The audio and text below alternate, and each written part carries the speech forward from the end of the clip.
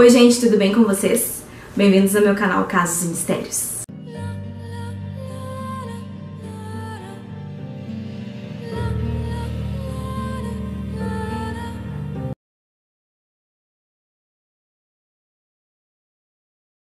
Quando vejo uma menina bonita andando na rua, uma parte de mim quer levá-la para casa, ser agradável e tratá-la bem. Já a outra parte se pergunta como a cabeça dela ficaria em um espeto. Edmund Kemper. Edmund Kemper nasceu no dia 18 de dezembro de 1948 em Burbank, na Califórnia, nos Estados Unidos. Seus pais se separaram quando Ed tinha 9 anos de idade. Desde então, ele manteve sempre uma relação muito conturbada com a sua mãe. A sua mãe, ela era alcoólatra e sempre culpava muito Ed pelo fato dela ter se divorciado. A relação dele com as irmãs era tranquila, mas a relação dele com a mãe sempre foi muito complicada. A mãe dele constantemente humilhava ele. O Ed, desde muito pequeno, ele sempre foi um pouco mais alto que as outras crianças.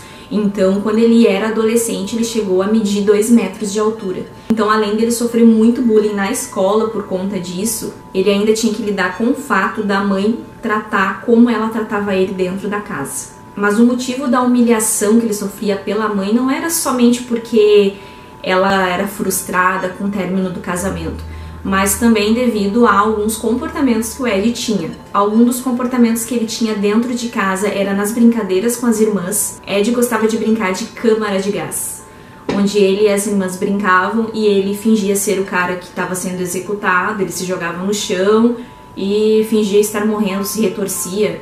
Ed também costumava pegar as bonecas das irmãs, arrancar o braço, perna, cabeça, as coisas bem doidas. E não bastando essas coisas doidas, ele matou 2 gatos da mãe dele. O primeiro gato que a mãe dele teve, ele enterrou o gato vivo no quintal, desenterrou para poder dissecá-lo. O segundo gato que a mãe dele teve, ele matou a facadas. A outra situação que aconteceu, o Ed contou para uma das irmãs que ele estava apaixonado pela professora dele, e ele disse para a irmã que ele poderia beijá-la, mas para isso a professora deveria estar morta. Essas coisas que ele fazia, ele sempre fazia de uma forma muito espontânea, como se fosse algo natural e normal para ele. A mãe do Kemper, vendo toda essa situação, ela acaba ficando com medo que o Kemper acabasse violentando ou fazendo algo com as irmãs e acaba isolando ele. Então o Ed, ele sempre dormia no porão da casa, onde era um porão muito sujo, com ratos. Ele dormia em cima de um colchão sujo, velho. Então, desde cedo, ele sempre foi tratado assim.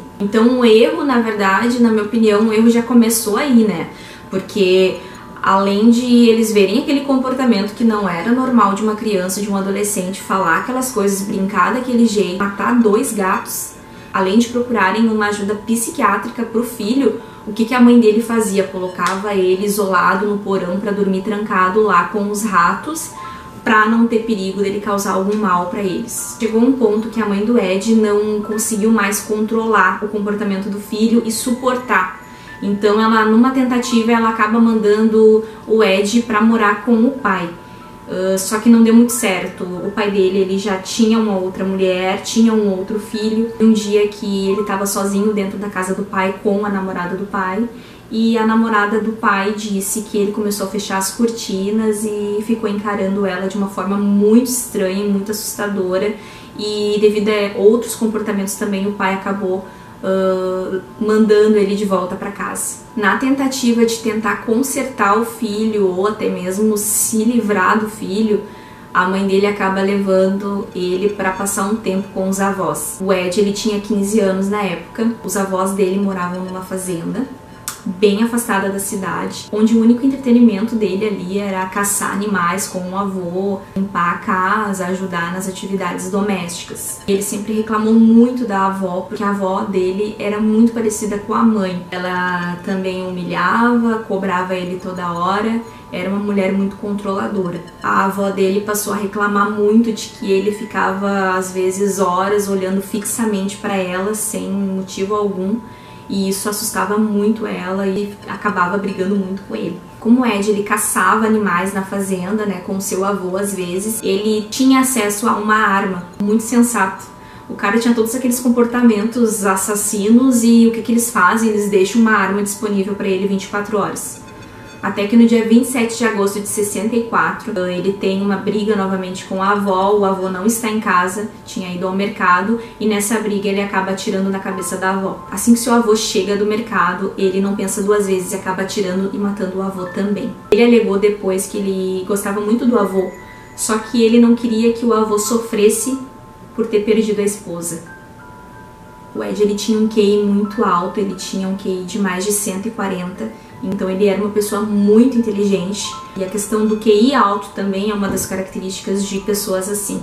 Logo depois de matar os avós, ele liga pra mãe e conta o que fez. Ele tinha 15 anos na época, então além dele ser preso, ele acabou sendo internado numa clínica psiquiátrica. Ele foi diagnosticado por ser paranoico e psicótico. No olhar dos médicos desse centro de recuperação, o Ed, ele sempre foi um cara que sempre foi muito bem comportado, muito bem educado. Ele era um paciente obediente, ele era um paciente calmo, religioso, fazia as tarefas conforme eles pediam, se mostrava um cara muito inteligente, arrependido do que tinha feito. Na verdade, isso foi tudo uma estratégia dele, ele conta isso também numa entrevista, que ele foi muito bem comportado, ele agiu de uma forma muito correta para conseguir sair logo dali. Em 1969, com 21 anos, ele foi libertado. Então, apesar da não recomendação dele ir voltar a morar com a mãe, ele acaba não tendo para onde ir e acaba morando com a mãe novamente. O Ed, ele sempre teve um sonho de ser policial, ele tinha muito isso na mente dele, que ele queria ser policial mesmo, ele tendo matado os avós, passado um tempão preso. Então, ele tentou algumas vezes entrar pra polícia, só que ele nunca conseguiu passar nos testes, porque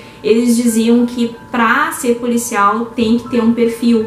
E é bem louco isso, mas realmente eles diziam pra ele que ele era muito alto. O cara matou os avós, senão a gente não vai te recrutar porque tu é muito alto. Ai, Jesus. Mas realmente isso aconteceu. Eles diziam pra ele que ele não tinha o perfil porque ele era alto demais. Realmente isso existe, esse limite de altura para certas profissões. Depois dele não ser aceito na polícia, ele ficou muito frustrado. Isso fez ele começar a colecionar armas, guardar armas em casa e frequentar bares que os policiais frequentavam. Então ele acabou fazendo amizade com muitos policiais. Ele tinha um bom papo, ele virou amigo dos policiais, ele ia nos bares, ele conversava, se divertia junto com eles. Inclusive os policiais lhe deram um apelido bem carinhoso. Ele era chamado pelos policiais como Big Ed. Logo depois ele acaba comprando um carro bem parecido com o modelo de carro que a polícia usava. Fez algumas mudanças nesse carro. Ele retirou a antena do carro, ele colocou trancas na porta para que quando fosse trancado a pessoa não conseguisse abrir do lado de dentro. Qual que era o plano dele? Ele já tinha o plano dele em mente, na verdade, né? Ele comprou o carro, ele colocou as trancas, ele carregava arma, corda, sacos plásticos, faca, tudo no seu porta-malas, já com a intenção de matar. Então ele mesmo conta como que ele começou a fazer isso. Então ele comenta na entrevista, e essa entrevista eu vou deixar o link aqui na descrição pra vocês, tem aqui no YouTube legendado, ele falando na época assim, bizarro, a frieza e a calma, como ele fala das coisas como se fosse algo super normal. Ele cresceu tendo esse ódio das mulheres e essa frustração de não conseguir lidar com as mulheres, não se sentir bom o suficiente, não se sentir confortável à vontade e com coragem de se aproximar das mulheres. Mais ou menos isso. Antes dele começar a praticar os crimes, ele treinou muito. Ele comenta que ele deu em torno de 100 a 200 caronas sem fazer mal a ninguém, somente para treinar. E até mesmo para ganhar a confiança das meninas. Então ele deu muitas caronas antes de começar os assassinatos. É pro boca a boca ali, né, quando ele oferecer carona, muitas já terem pego e confiarem nele. As primeiras vítimas do Edmond foi a Mary Ann e a Anita. Elas aceitaram a carona do Ed numa universidade e no meio do caminho ele acabou mudando a rota e acabou ameaçando elas com uma arma. Ele para num local bem isolado, ele deixa a Anita presa dentro do carro e leva a Mary Ann para dentro da mata. Ele retorna ao carro cheio de sangue e acaba matando a Anita ali mesmo. Após esse primeiro crime, ele leva os corpos para a casa dele, pro porão, e desmembra. No dia 14 de setembro de 1972, ele sequestra Aiko. Ela tinha apenas 15 anos, ela estava esperando o ônibus para ir para aula de dança, só que ela estava atrasada e para não se atrasar, ela acaba aceitando a carona dele. Em janeiro de 1973, ele continuou a agir de acordo com os impulsos assassinos. Ele ofereceu carona para Cindy, também a matou. Enquanto a mãe dele estava fora, ele pegou a cabeça dessa menina, enterrou no quintal da casa, embaixo da janela do quarto da mãe. Era uma forma que ele se sentia o rei, ele se sentia o máximo, ele sentia que ele estava humilhando a mãe dele. Então ele diz que a mãe dele achava que ela que estava por cima, que ela que humilhava ele, mas na verdade quem estava humilhando era ele. A mãe do Kemper, ela trabalhava de secretária em uma universidade da cidade. Então ele tinha um livre acesso lá, muitas pessoas o conheciam por ser o filho dela. Então nessa época que ele estava cometendo os crimes, ele pegou o adesivo de estacionamento da faculdade da mãe, colou no carro para mostrar um pouco mais de confiança para quem ele estava, enfim, oferecendo a carona. Ele teve um dia que ele dirigiu até a universidade e acabou dando carona para mais duas meninas, Rosalind e Alice Liu. Pouco depois de pegá-las, ele atirou nas duas jovens e passou pelo campus da universidade com as duas mulheres mortas no seu carro.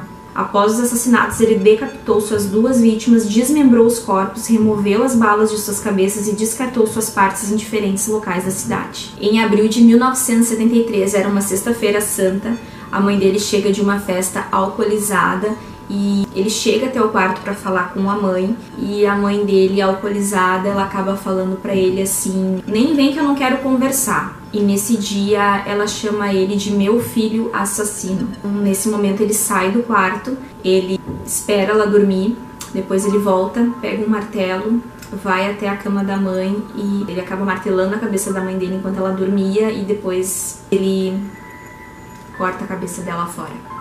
O mesmo método que ele usava com as outras vítimas, ele fez com a mãe. Ele decapitou, só que com a mãe foi um pouquinho diferente. Como ele tinha todo esse ódio, esse rancor de ter sido tão maltratado e tão humilhado por ela, ele afirma que ele queria calar a mãe dele. Então, além de cortar a cabeça, ele queria humilhar o corpo. Ele queria humilhar e calar ela de vez. Então ele acaba arrancando as cordas vocais da mãe, coloca no triturador da pia para poder silenciá-la, e depois ele pratica sexo com a cabeça da mãe.